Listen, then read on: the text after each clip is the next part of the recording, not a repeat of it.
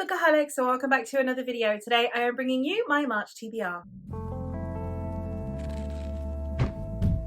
In the month of March, I have quite a few books that I really want to get through, as well as I am going to be returning my jars back into the fray. I didn't do my TBR jars in February, so I would like to get back to them. I like being able to just get through my TBR, have the fates decide. So I'm really looking forward to that. I'm also participating in Realmathon, which is a month-long readathon that is hosted by Cassidy over at Covers with Cassidy. I will leave both Cassidy's channel and the announcement video linked in the description down below in case you want to check it out. However, I am going to be leaving the Realmathon stuff to the end of the video because I'm going to decide which team I am on based on what comes out of the jars. So at the moment, I do not really know which team I am on. So I will leave all of that till the end of the video. So if you are interested, you can skip right ahead to that. And if you're not interested, it's at the end so you can just not watch it. I do also have a few obligation reads. I have 4 review copies that have been sent to me by authors that I would very much like to get to. I also am participating in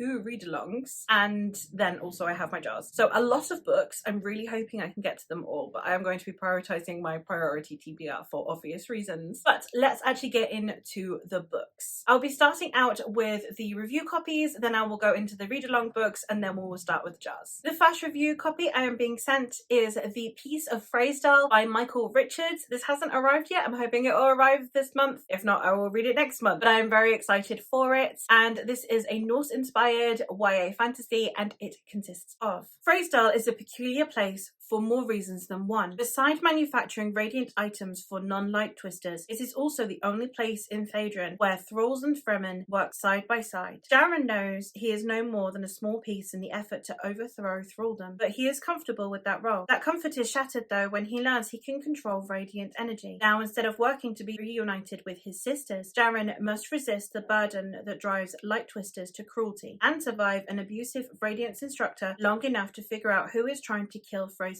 founder. The stress ramps up with growing rumours of impending attacks on Readalong, and Darren must decide whether he is willing to give up the piece of Readalong and become the sword that defends it. Sounds great. I'm very excited. An arc I have for a debut author that is coming out in April is The Hunter of Ferelden by Kay Agard, and this one goes: Strider didn't need a purpose. He was content to fade away when a teenager tries to steal Strider's sword. He's convinced to help her return home, but protecting a strong-willed young lady isn't his only challenge. As dark plots threaten to ensnare them, Strider must employ both his magic, battle training, and his wolf companion Greer to ensure their survival. The paths to success and failure threaten to lead to the same end, and Strider is determined to leave a bloody trail either way. It sounds good. Very excited. Another one that I won in a giveaway, which I will also be getting a physical copy of when it arrives, and I'm very excited for, is Sea of Souls by NC Scrimgeour, and this is the first book in a seemingly nautical fantasy series, and it goes: Dark be the water, and darker still creatures that lurk within. Free-spirited Isla Blackwood has never accepted the shackles of her family's nobility. Instead, she sails the open waters, searching for belonging on the waves. But when tragedy calls Isla home, she realizes she can no longer escape the duties she's been running from. Selkie raiders have been terrorizing the island's coast, and when they strike at Blackwood Estate, Isla is forced to flee with her hot-headed brother and brooding swordsmaster. To avenge her family and reclaim her home, Isla will have to set aside old grudges and join forces with an exiled Selkie searching for a lost pelt. The heirloom might be the key to stopping the bloody conflict, but only if they can steal it from the Isla's most notorious Selkie hunter, the Grand Admiral himself. Caught between a promise to the brother she once left behind and an unlikely friendship with a Selkie who should have been her enemy, Isla soon realizes the open seas aren't the only treacherous waters she'll have to navigate. As enemies close in on all sides, she must decide once and for all where her loyalties lie if she wants to save what is left of her family and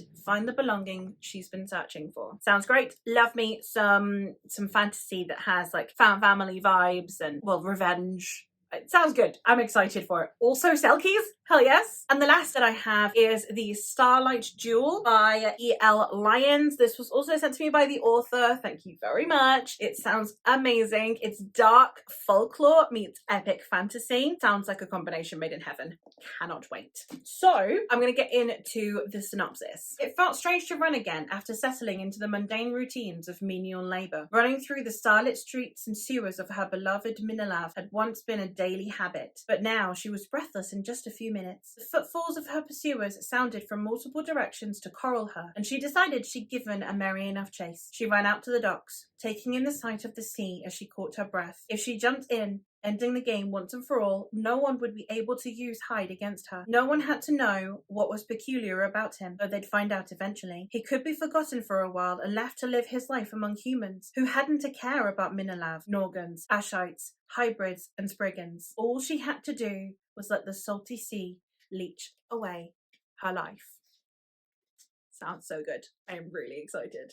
I can't believe I'm going to end up with 7 books on this TBR before I even get into the jars. Someone help me. So the next one, I am hosting a read-along. I am doing my own read-along, and then I am participating in a read-along. So I have been reading through The Cosmere by Brandon Sanderson. I read Elantris in January. I read The Final Empire, the first Mistborn book, in February, which means that March's book is The Well of Ascension, which is the second Mistborn book. I am not going to go into synopses of The Cosmere now because, oh my god, it's The Cosmere. Like, you cannot escape it. But also, just, I have mentioned it in 2 previous TBRs. This is a sequel. I talk about Mistborn in my February TBR. So yeah, I'm continuing reading The Cosmere. The one that I am going to be hosting, I should have already made an announcement for both my Instagram and also my community tab, but in case you missed it, me and my friend Eleanor are going to be hosting a read-along for the Temeraire series by Naomi Novik. This is a very long series, and I find with long series, one of the best things to do is to read it with friends. So I'm really excited to be getting into this. It's the Napoleonic Wars meets dragons, which I am very excited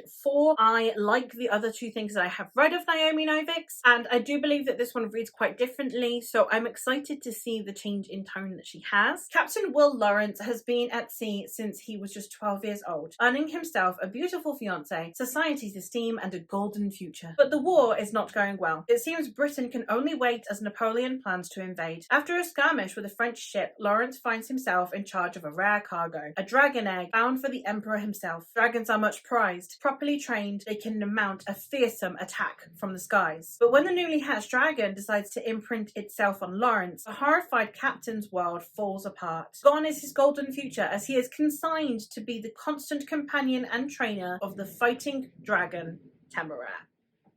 Sounds amazing. I'm super excited for this series. Also, for fantasy, they're quite short. Like, it's like 9 short books instead of like 5 really long ones. So I am here for it, and I am excited. It's a heck of a colour palette we've got going here. I like it. I'm here for it. I am not going to be pulling from my digital jar this month, however, because my digital jar, which I have revamped, I love it. It looks so pretty. I have decided that my digital jar now is not going to be me pulling 1 book out and reading 1 book. My digital jar now is the same as my series jar, but in digital form. I have enough series digitally that I want to binge, that I have decided that I have my digital jar for my binge series I want to read, and my physical jar for series I want to binge, and then my main TBR jar is all of the miscellaneous things, be it digital or physical. So yeah, that is the change. I did do it in a vlog, but for those of you who don't watch vlogs, that's the new updated system. So I'm not going to be pulling from the digital jar this month because I have received another arc which I'd like to talk about, and that is I am going to be reading the Innisfail series by L.M. Riviere, and this one is a somewhat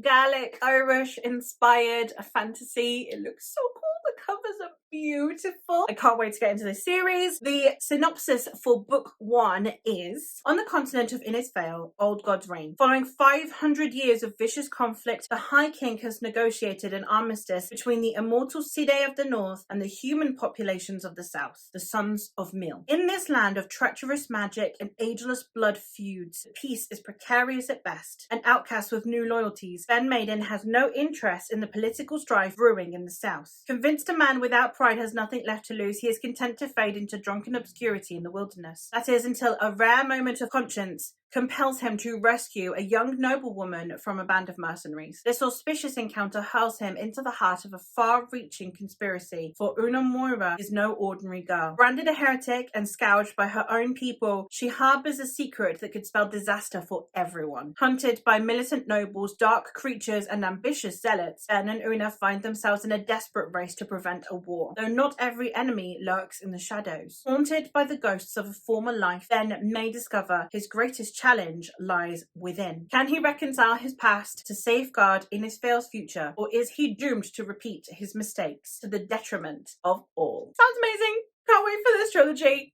Oh my god, I can't believe I got a review copy. I am very, very, very excited to get to this one. So this is my first series going on the list, which also matches the colour palette. Booyah! We will now move on to the Spanish jar, because why not? I don't know if the Spanish book is going to get read. It is very much going to depend on the size of the book.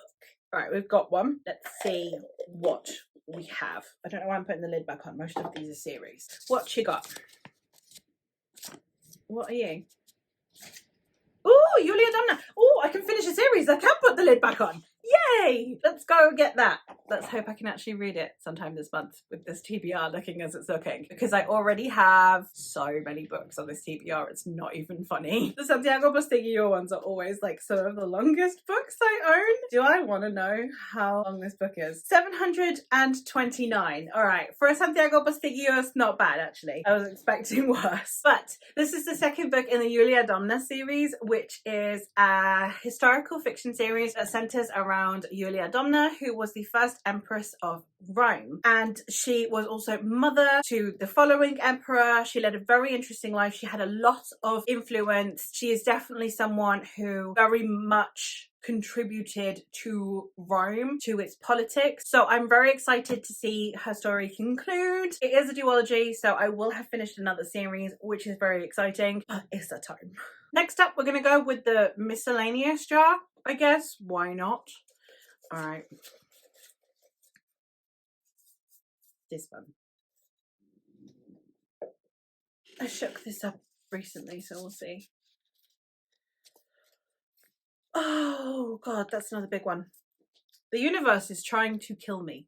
I'm gonna go get that now. We have The Black Prism by Brent Weeks. Now, if you know me, I don't have a very good history with Brent Weeks. I read the Night Angel trilogy and I did not like it. It's one of my lower rated series on the channel. But I've heard good things and it was in the charity shop and I was like, okay, I'll give it a go. And it comes up now? Really? How long is this book?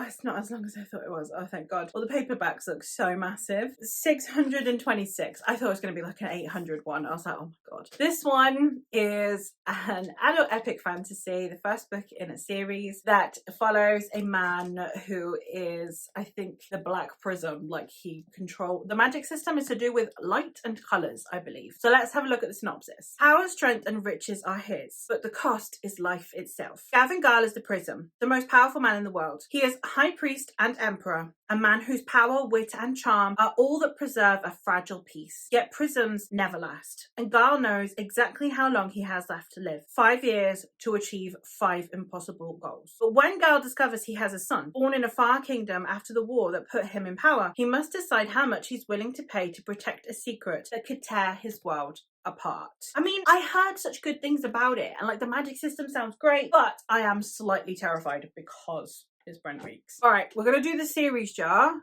If one of the really long series. So I've got Earth Children, which is 6 books long. I've got the Chorus of Dragons, which is 5 books long. And I've got the Dandelion Dynasty, which is 4 very long books. I will put it back and pick a different one out because I'm not going to get to it. And then it's just, well, what's the point? So let's hope that I get like a small-ish trilogy.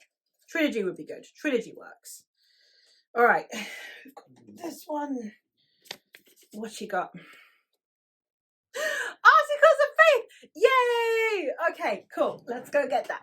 So the series jar pulled through at least, and I've got Articles of Faith by David Wragg. This, I believe, is a mercenary fantasy. It's supposed to be very humorous as well, which I'm very excited for. And it's a duology. I mean, the last book is not small, but it's a duology, which, you know, even with that, like, it could be just like a really small trilogy and it would still be fun. So I'm very excited for this series. I've heard great things about David Wragg's writing. I've watched several interviews of David Wragg's over on Stephen Arian's channel. Oh god, I didn't mention that book.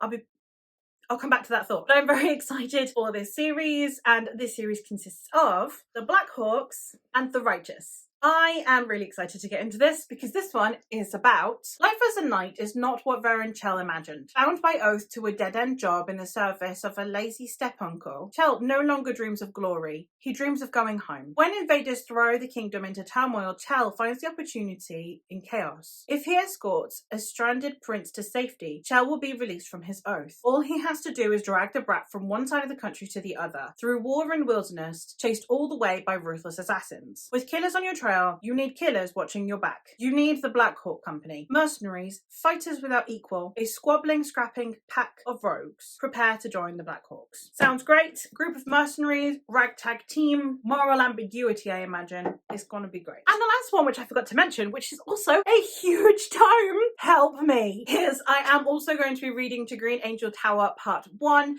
Book 3 in the Memory, Sorrow and Thorn trilogy that is actually a quartet. Like, it's a tetralogy, there's 4 books, but it's a trilogy. That being said, I am reading this as part of a read-along hosted by Stephen Arian. Thank goodness I mentioned Stephen Arian because I would have forgot to mention this book. But yeah, I'm part of the read-along. It's been really fun. I really liked watching the first of the live shows that is hosted by Stephen Arian, Crystal Mathar, Shauna Lawless, which I had a really good time with. So I'm looking forward to seeing everyone's thoughts on book 2, which I have just finished reading. And then obviously we have book 3 on the go for this month. It's about 900 pages again. So these books are not small, but I am still very much looking forward to getting into it. But it's another massive book to add to the TBR. Help me. Now, however, I'm going to go get into Realmathon. So I'll look through the books, see which I think is the best option. I think due to the colour palette, it's kind of obvious which is going to be the best option, but we'll see. I'm going to quickly go through what Realmathon consists of in terms of the teams so that you can have a better idea of my selection process. The teams are Time, Shadows, Creation and Blood. I'm going to be going with Time. It will get me the most points. So the color for Time is white, so any book whose cover is white or predominantly white will give you extra points. It gives you 10 extra points. And then the item for the realm, which for Time is a literal like inanimate object, would also garner me an extra 10 points. There is a school setting, which none of these I think work for. Potentially Temeraire might have a dragon training school, but other than that I don't think I'm going to have school setting. And then the other one is team related words to do with time, which I don't think is going to help me either, but I don't think any of these would have particularly helped me, so it doesn't really matter. So Black Hawks has a predominantly white cover, so it will give me 10 points for that, and it has several items on the cover, including, well, like swords, etc. I don't know if it has to only have an object on the cover. I would need to check, but if not, if just having objects on the cover counts, then this will count. Obviously the exact same thing can be said for the Righteous. It's a predominantly white cover, and you have swords and weapons and stuff on the cover as well. There's like a cup on the floor here, so there are definitely objects on the cover. Next we have Temeraire, which again predominantly white cover, and we have this kind of like, I don't know if it's supposed to be like mimicking a compass or a clock or something on the cover, but I'm going to count that as an object, so that would garner me 20 points. We've got the Well of Ascension, which again predominantly white cover, and we have a sword on the cover, so that should count as well. We have Yulia Domna, which is a predominantly white cover, and I'm going to count this staff thingamabob, whatever they're called, I can't remember their names at the moment, as one as well, as an item. The Starlight Jewel doesn't have any objects on the cover per se, but it is a predominantly white cover, so it would still garner me extra points. And the Black Prism does not have a white cover, but it does have a sword on the cover, so again, would technically count as an item. Then, looking at the digital books, none of the Innisfail ones are going to give me any extra points, but that's fine. Sea of Souls is going to give me a point for the compass that is in the sea. So it won't give me one for the colour, but it will give me one for the compass. The Hunter, I don't think is going to give me any extra points. And neither is the piece of Freysdale. That's a lot of books. And then also we have Green Angel Tower. They have bows and arrows and swords. So it's entirely possible they would count as well. It's looking quite good for me in terms of points. So if I can actually get through all of these, I'm gonna have a grand old time, but we shall see. There's also page count points and stuff, but I won't get into that here. So far I am now apparently on team time, and I have a lot of books to read. Hell, thank God we have Easter where I do absolutely nothing but eat chocolate and read. I'm gonna go now though, so thank you ever so much for watching. Let me know if you've read any of these and your thoughts on them, or if you are now anticipating reading any of these thanks to hearing about them here. But that is all from me for today, so thank you ever so much for watching, and I'll catch you in another one soon. Bye!